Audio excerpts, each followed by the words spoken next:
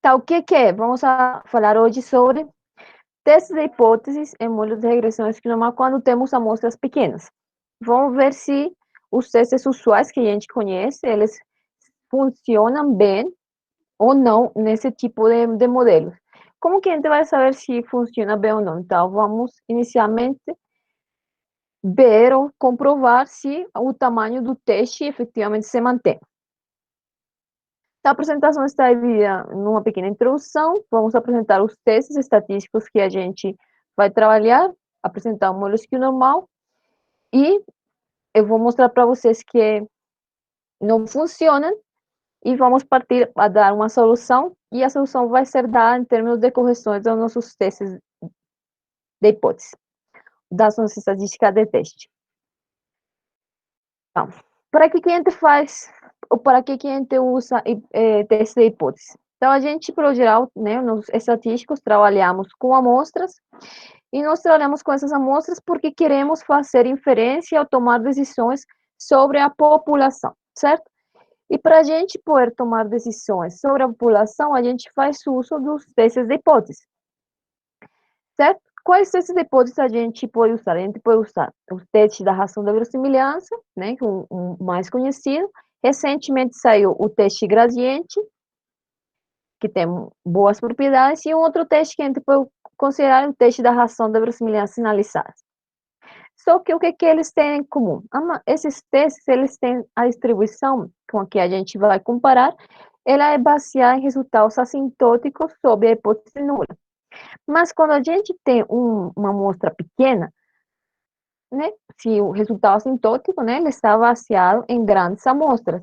Mas se a gente tem uma amostra muito pequena, a gente já começa a desconfiar de que a conclusão que a gente vai ter desses testes pode que não seja a correta, certo?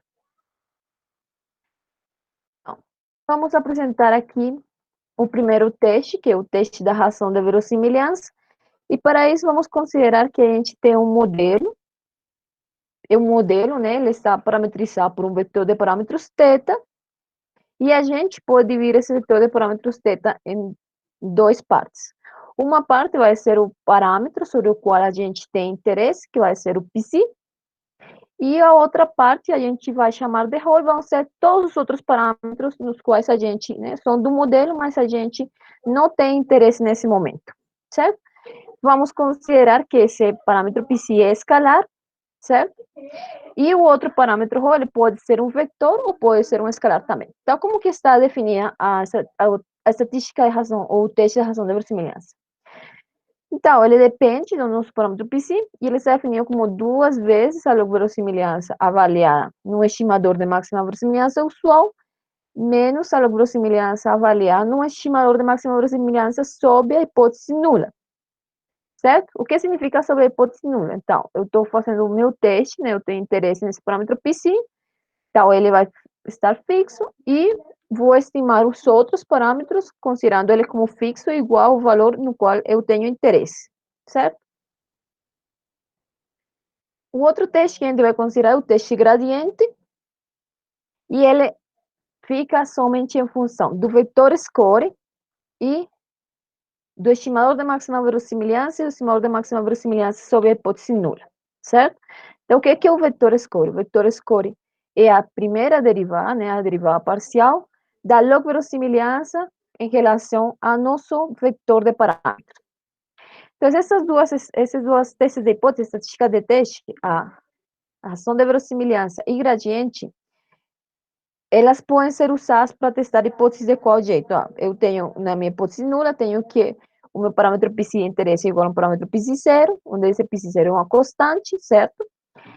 E ela, sobre a hipótese nula, né, de forma assintótica, tem uma distribuição Q quadrado com R graus de liberdade. E quais seriam os graus de liberdade? Esse R é o número de restrições sobre a hipótese nula. Aqui, no nosso caso, nós vamos ter interesse em um único parâmetro, né? A gente está considerando o psi escalar, então a gente vai ter uma distribuição Q quadrado com 1 grau de liberdade. O outro teste que vamos considerar é o teste da razão da verossimilhança sinalizada. Então, né, tem teste da razão da verossimilhança e teste da razão da verossimilhança sinalizada. Qual que é a diferença? Então, aqui a diferença é como se a gente pegasse né, a raiz do teste da relação de verossimilhança. Então, se vocês apreciam aqui, né, aqui dentro temos o teste da relação de verossimilhança entre os parênteses, né, temos aqui elevado ao médio, e para não perder o sinal, então, a gente considera aqui o sinal que vai depender do meu parâmetro psi, certo? Esse psi aqui a gente vai considerar o valor sobre H0 sobre a hipótese nula. Mas quando a gente considerar esse aqui, esse teste, ele já não tem distribuição que quadrar, certo? Ele assintoticamente vai ter uma distribuição normal padrão, certo? E qual que é a grande diferença? Nos testes anteriores, no da relação de verossimilhança, a gente somente podia testar hipóteses do tipo igual contra diferente, certo? Porque a distribuição de referência não é uma distribuição de quadrado, ela vai ser sempre positiva. Aqui, como temos uma distribuição que é assintótica, que não é uma padrão, ele nos permite também testar hipóteses do tipo unilateral à direita e unilateral à esquerda, certo?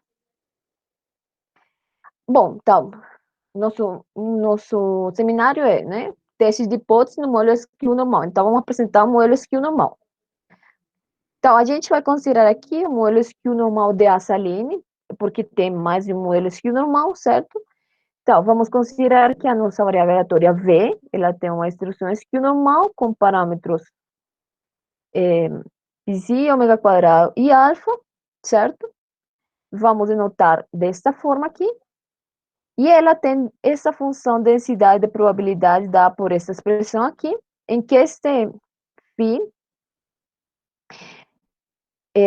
está representando a função densidade de uma variável aleatória com distribuição normal padrão, e esse φ maiúsculo está representando a função de distribuição de uma variável com distribuição normal padrão, certo? O π é o parâmetro de localização, o ômega é um parâmetro de escala e o alfa é o parâmetro de assimetria, certo?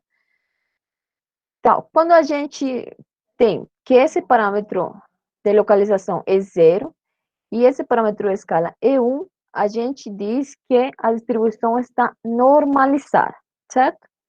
E quando a gente tem que esse parâmetro aqui, alfa, é zero, a gente cai, né, na distribuição normal, que é um caso particular da distribuição skew normal, tá bom? Então, a gente, bom, apresentou aqui, né, a distribuição, a função densidade da normal padrão, da skew normal, certo? Mas a gente tem interesse em modelo de regressão. Então, vamos permitir que o nosso parâmetro de localização, que é psi, tenha um modelo de regressão associado, um modelo linear, certo? Então, quando a gente associa um modelo de regressão, vamos considerar uma amostra, né, uma amostra aleatória de tamanho n. Vamos considerar que agora o nosso parâmetro psi ele pode ser escrito como uma combinação linear das variáveis explicativas xi e o vetor de parâmetros beta. Então, temos que ele vai ter uma distribuição skew normal xi transposto beta, ômega quadrado e alfa, certo?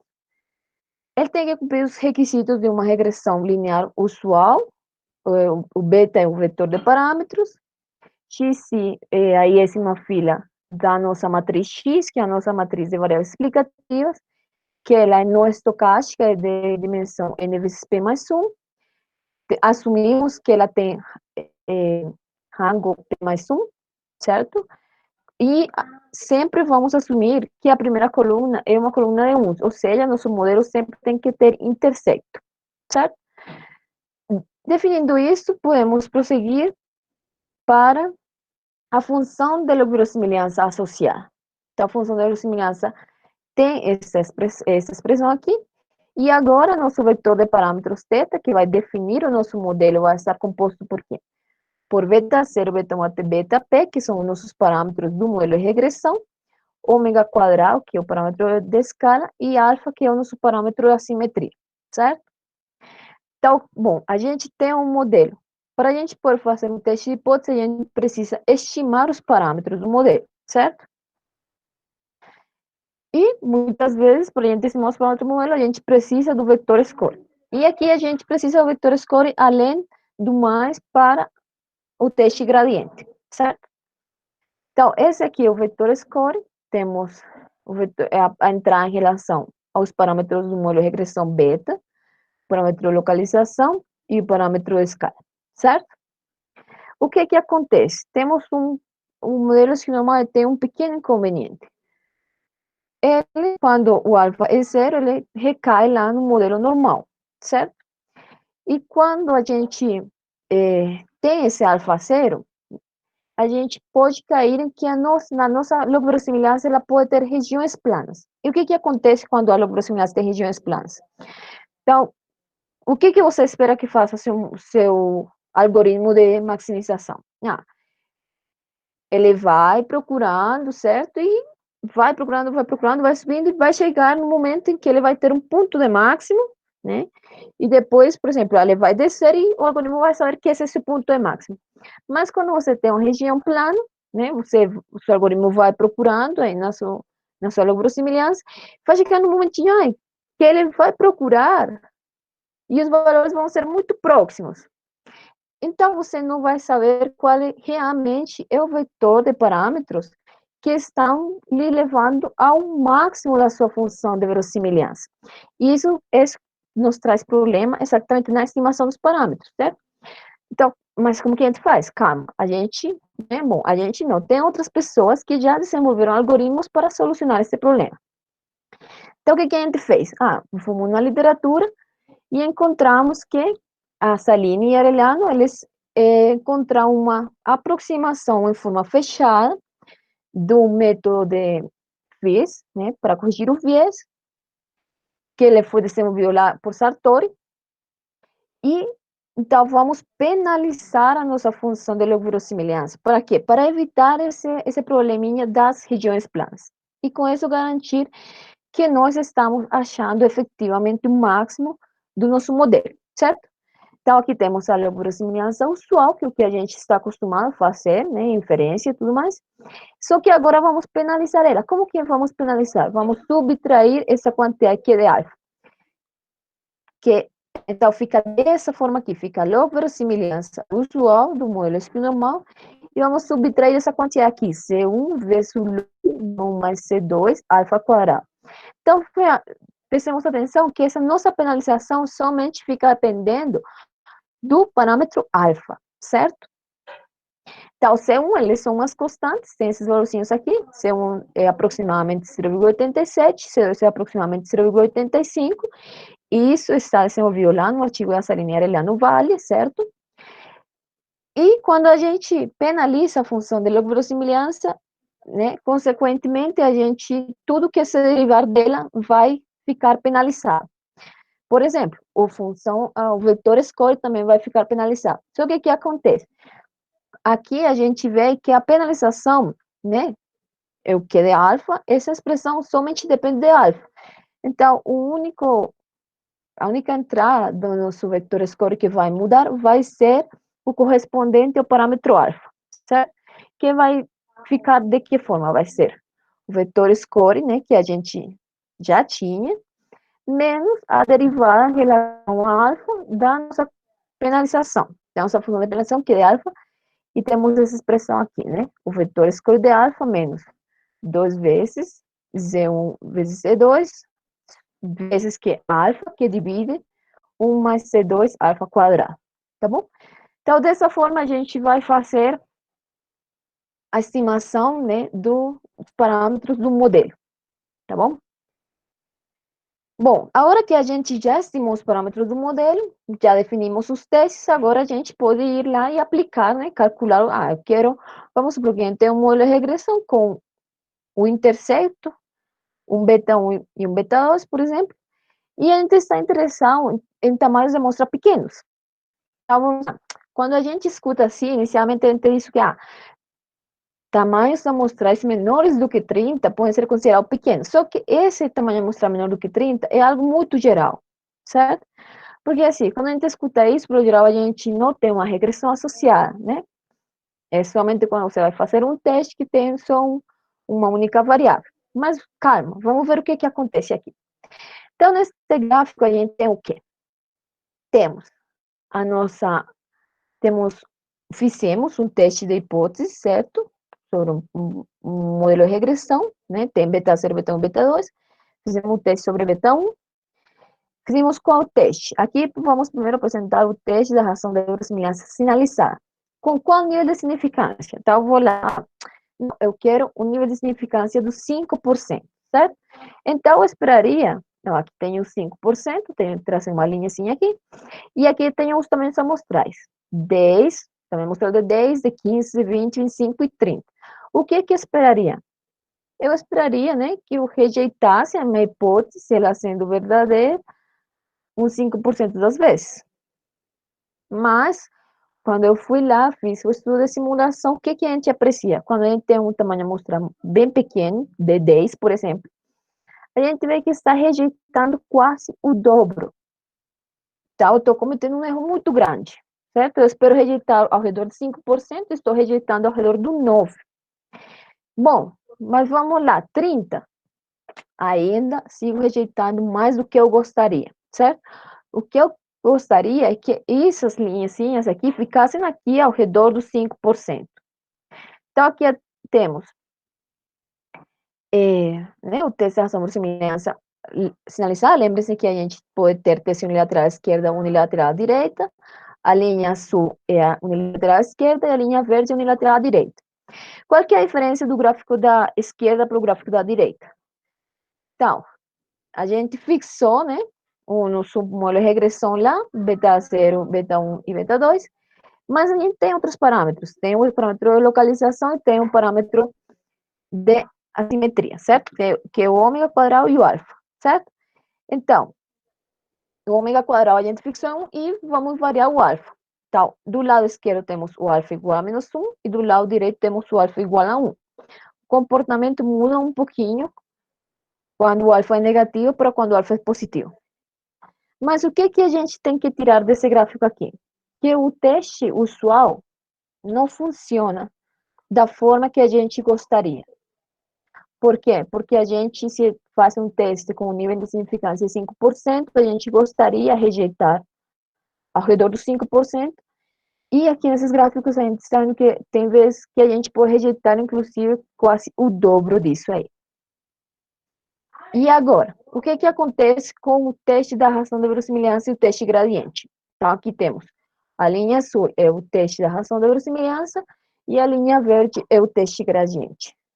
Então, o teste gradiente, né, ele tem um comportamento melhor, né, ele está mais próximo aos 5%, mas ainda assim não está tão próximo, ele fica quase lá nos 6%, 6,5%.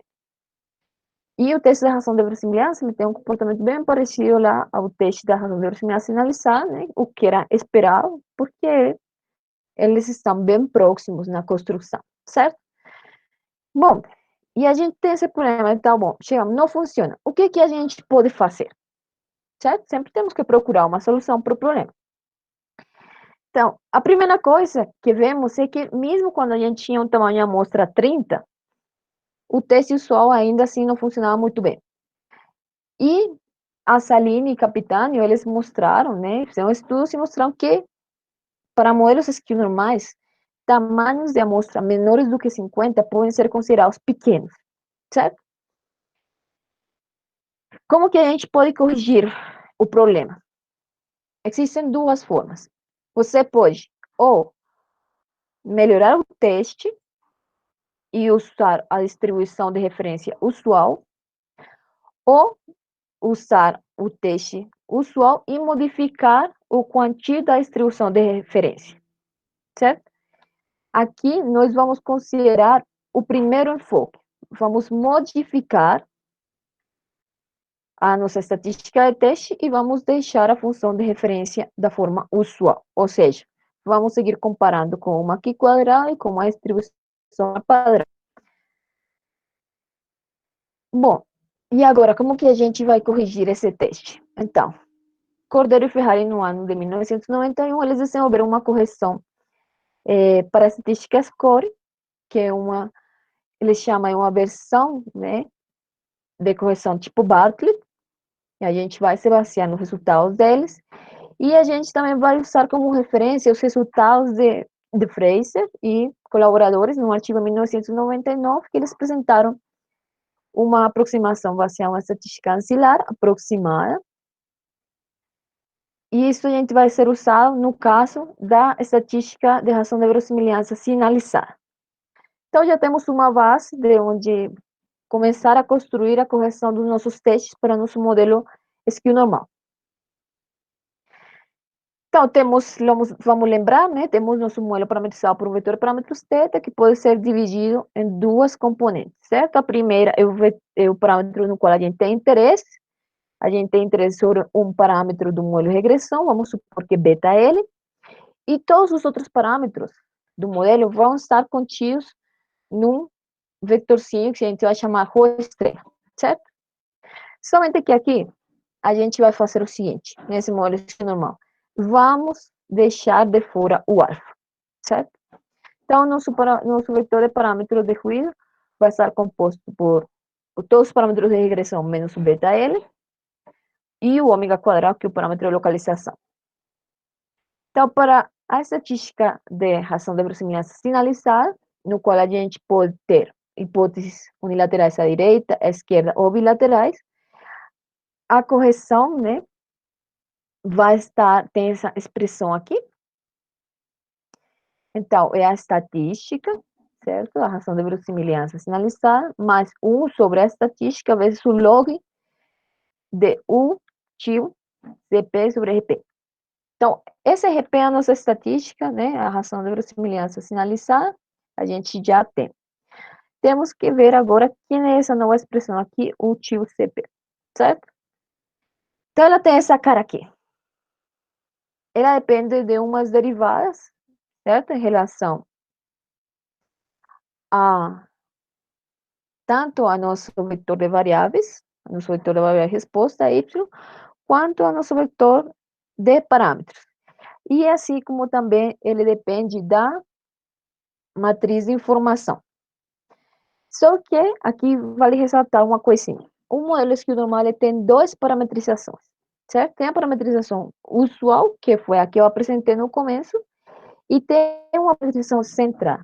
Qual que é a diferença entre essas duas parametrizações? Então, a parametrização usual foi a que eu apresentei, e a parametrização central é que, no lugar de a gente trabalhar com o parâmetro de localização, escala e o parâmetro de forma alfa, né, a simetria, a gente vai trabalhar com a média, a variância e o coeficiente de assimetria, certo?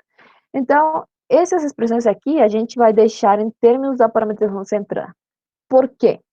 Porque essa parametrização central, ela é mais estável, né, em termos, ela é mais estável no comportamento em termos, quando você vai trabalhar com simulação, para fazer estimação dos parâmetros, por conseguinte, para fazer testes de hipóteses. Então, tudo que tiver, a gente vai trabalhar na parametrização central, certo? Então, vou apresentar para vocês, bom, né, o U tem essa cara aqui, bom, mas e quem que é esse negócio todo? Então, já vou apresentar. Primeiro, vamos apresentar a matriz de informação da parametrização central. Então, como que a gente faz para calcular? Esse idiota que está aqui perdidinho no meio é a matriz de informação usual, né? Você deriva lá, faz a segunda derivada, tudo mais, e você vai multiplicar, né, antes por essas duas matrizes e depois também, que são essas matrizes aqui, certo? Essas expressões já são dadas, certo? Elas, né, mais detalhes podem ser encontrados em Duarte e Ferrari em 2019, certo? E as outras entradas dessa matriz 1 são dadas por essa expressão. Então, é somente para vocês terem uma ideia. Né? Temos umas derivadas em relação ao vetor a variável resposta y, e temos outro que primeiro você deriva em relação ao vetor de resposta e depois você deriva em relação ao vetor de certo? E esse φ que a gente tem aqui é um jacobiano para a gente poder levar todas essas expressões para a parametrização central, certo? Esse mi e esse sigma que aparecem aqui são, respectivamente, a média e a variância do modelo skew, certo? E eles ficam em termos do ômega quadrado, o alfa e o beta, né, que a gente já viu, tá bom? Bom, só que assim, né, é muita coisa. Esse aqui ainda depende de quê? Ó, ainda depende dessa matriz aqui, V, chapéu, né? E desse aqui, ó, esse L de Y e esse L de θ y que aparecem várias vezes, né? e eles têm essa carinha aqui. Então, a minha matriz V vai ser a primeira, né? O primeiro bloco vai ser a matriz X, que é a minha matriz de variáveis explicativas. E o outro bloco vai estar dado por um vetor Z, que eu defini lá acima, que é tipo uma padronização, certo? É a nossa vetor de variáveis resposta, Y, menos X transposto beta, dividido em 2 ômega, vezes 1 sobre 2 ômega chapéu. Por que o chapeuzinho? Porque aqui a gente tem um chapeuzinho, certo? Temos essa vetor derivado em relação a nosso vetor de resposta y, que tem essa cara aqui, e temos essa matriz, que a gente primeiro deriva com relação a y, e depois deriva com relação ao vetor de parâmetros. Com todas essas coisas aqui, a gente já definiu certinho a nossa correção para o teste da razão de verossimilhança sinalizada, certo? Que isso era o que a gente queria. Só que agora a gente viu, além do teste da razão de verossimilhança sinalizada, a gente viu o teste da razão de verossimilhança e o teste gradiente. Como que a gente vai fazer para corrigir? Então, vamos ir por um outro enfoque. A gente fez um enfoque bem teórico, né? Desenvolvimos, fizemos todas as derivadas, e agora vamos fazer um enfoque um pouco mais de simulação, mais computacional, para essas outras estatísticas de teste. Então, a gente vai fazer para elas, vamos fazer uma correção Bartlett para a estatística de verossimilhança e uma correção tipo Bartlett para a estatística gradiente, só que vai ser bootstrap. Como que vai ser isso aí? Então, Cordeiro e Ferrari, no ano de 1998, eles desenvolveram uma correção tipo Bartlett para quê? Para uma estatística contínua S, com distribuição Q quadrado com R graus de liberdade. Então, toda estatística contínua que tiver distribuição Q quadrado com R graus de liberdade, você pode usar esses resultados para desenvolver uma correção tipo Bartlett, certo? Como é que ela está definida? Então, a nossa S é a nossa estatística, e a nossa S estrela vai ser a nossa estatística corrigida. Então, a estatística corrigida ela vai ser S, que é a estatística, vezes U menos um somatório, que varia de 1 até T, de CI vezes SI menos 1. Ou seja, ela depende, né, de um somatório dela mesma, por decirlo assim. Como que a gente sabe até onde que a gente tem que somar, né? Isso depende da estatística que você estiver considerando, certo? No caso da razão de verossimilhança, você precisa somente do primeiro termo, tá? O t vai ser igual a 1. E no caso da estatística gradiente, você precisa dos 3 primeiros termos, tá? O t vai ser igual a 3, certo? Então, qual que é a nossa proposta? Nossa proposta é assim, esses coeficientes aqui, C, que acompanham, né, a minha estatística nesse somatório, eles dependem dos momentos do modelo. Mas o modelo SKIL normal ele não é um modelo muito fácil de trabalhar, né, dessa forma, bem teórica, as mesmas coisas, porque ele não tem os momentos de forma fechada. Então, a gente propôs aproximar esses coeficientes mediante bootstrap. Como que a gente vai fazer? Então, o primeiro termo, né, quando a gente está considerando essa estatística de verossimilhança, o primeiro termo vai ser igual a um D1 barra, que eu já vou explicar quem é D1 barra, e para a estatística gradiente a gente precisa dos 3 primeiros termos, então a gente vai ter um C1, um C2 e um C3. E esses, a su vez, vão depender de D1, D2 e D3 barra. E quem que é esse D1, D2 e D3 barra? Então, vamos lá. D1 barra, ele vai depender somente do primeiro momento amostral, por exemplo, a média, certo? Por exemplo, a média não, a média, certo? O D2, ele vai depender do primeiro e do segundo momento. E o D3 vai depender do primeiro, segundo e terceiro momento. Então, a gente vai aproximar esse primeiro, segundo e terceiro momento, né? Segundo corresponde, via bootstrap paramétrico. Então, eu vou gerar, por exemplo, 1000 repetições da minha amostra, né? Eu vou calcular o meu teste, por exemplo, 1000 vezes, e de aí dele eu vou calcular os momentos. Vou calcular a média, né, o segundo momento, o terceiro momento, e vou substituir nessas expressões aqui. Então, eu vou ter uma aproximação via bootstrap para essas entradinhas, certo? Para D1, D2 e D3, e a sua vez para C1, C2 e C3. Bom, então, como que fica isso aí? Então, quando a gente aproxima, então, né, o teste da razão de verossimilhança somente precisa, no primeiro momento, ou seja, da média. Então, eu vou denotar por LR Bootstrap, que é o teste da razão de verossimilhança Bootstrap, que vai ser teste da razão de verossimilhança dividido na sua média. E para a correção de Bartlett, tal vai ser, para a correção tipo Bartlett, para a estatística gradiente, vai ser a estatística gradiente, que multiplica a 1 menos, entre parênteses, né, Z1, 2 vezes a estatística gradiente, mais C3 vezes a estatística gradiente ao quadrado, certo?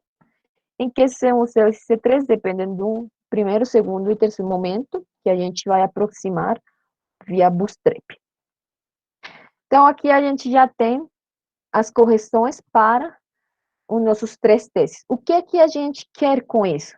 A gente quer, né, a gente viu lá o gráfico, que a gente está trabalhando com nível de 55%, mas a gente está rejeitando bem mais do que a gente gostaria, e a gente esperaria que agora, com essas correções, nossos testes, eles rejeitem realmente 5%, certo? Então, vamos aqui. O que que a gente tem? Temos aqui, primeiro, né, essas linhas que estão aqui acima, são as que a gente já tinha lá, né, já tínhamos comentado, que são os testes usuais, certo? Aqui temos para o teste da razão de verossimilhança sinalizar, né, temos unilateral direita e unilateral esquerda, e essas linhas contínuas que estão aqui embaixo são as correções. Então, essa é a correção tipo Fraser-Raywood para a estatística da razão de verossimilhança sinalizar. O que que a gente vê? Ficou bem mais próximo dos 5% do que a estatística usual, certo? Aqui à esquerda temos quando o parâmetro da simetria é menos 1, e aqui à direita quando o parâmetro da simetria é 1. Então, mesmo com um tamanho de amostra bem pequeno, que é 10, né, um tamanho de amostra bem pequeno, a gente tem um resultado bem próximo dos 5%, e ele se manteve, certo? Ficou bem próximo aqui dos 5%. E era isso que a gente queria.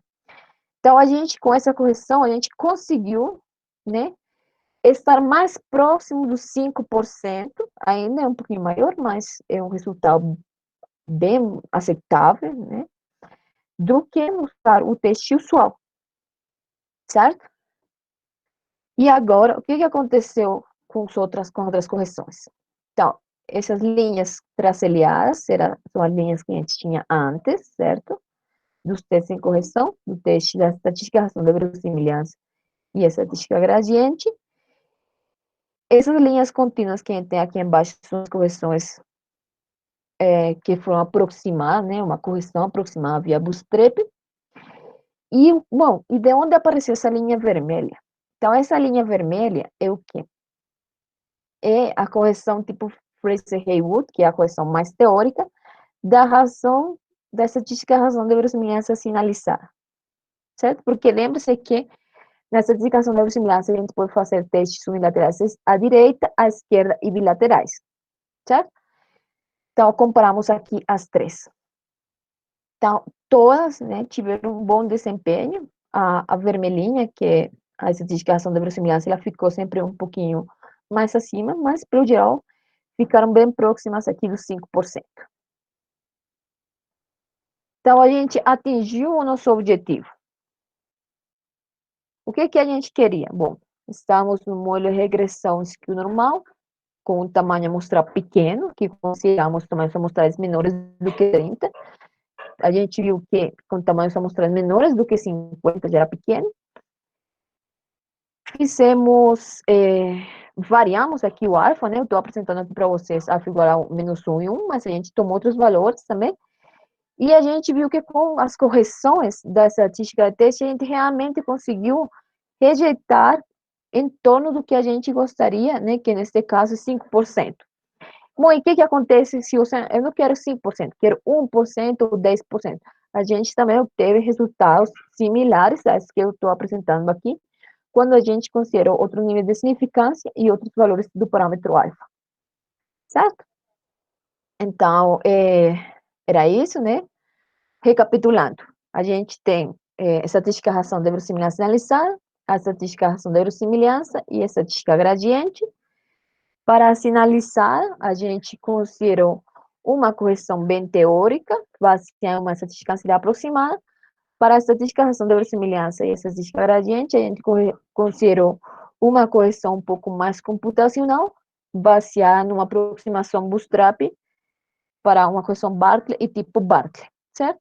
E a gente viu que a gente conseguiu o que a gente queria, que era ter um teste de hipóteses no qual o tamanho do teste realmente correspondesse com a realidade. Se a gente quer rejeitar 5% das vezes, que efetivamente sejamos rejeitados 5% das vezes e não mais como a gente viu no início. Então, era isso. Muito obrigada por seu tempo, por você estar aqui. Eu vou sair do modo de apresentação para responder as dúvidas. Eu tenho uma pergunta, mas é uma coisa bem simples, né? Essa parte de que o teste não funciona, não é que eles não funcionam, mas eles não rejeitam tanto quanto você gostaria, né? Apenas os 5%. Né? Isso se observa, você observou isso nessa skill normal, né? Nessa regressão skill normal, mas isso acontece em outras distribuições também, para outros modelos? Então, sim, não é que o texto não funcione, exatamente como você estava falando. Eu coloquei um título um pouquinho sugestivo aí. Assim, é porque a gente gostaria, né, de tomar conclusões com um certo grau de confiança, né, porque a gente sabe que sempre tem essa possibilidade de errar. Mas a gente quer controlar, né, saber mais ou menos qual porcentagem deve estar errado. E aqui a gente viu que vai errar mais do que a gente gostaria. Então, sempre que você tem um resultado baseado em algum resultado assintótico, né, a distribuição da sua estatística de teste vai ser um resultado assintótico, e você tiver uma amostra de tamanho pequeno, sempre vai ter esse problema. A menos que você, por exemplo, somente não vai ter esse problema quando você está no modelo de regressão normal. Por quê? Porque aí a distribuição da sua estatística de teste, ela não é baseada em resultados assintóticos, ela é uma distribuição exata. Mas quando você tiver uma estatística de teste que tiver uma distribuição baseada em resultados assintóticos e você tiver uma amostra pequena, você vai ter esse tipo de problemas, independentemente do modelo. Ok, Jenny, muito obrigado. Muito obrigada a vocês pelo convite e por seu tempo, né, por estarem aqui. E é isso.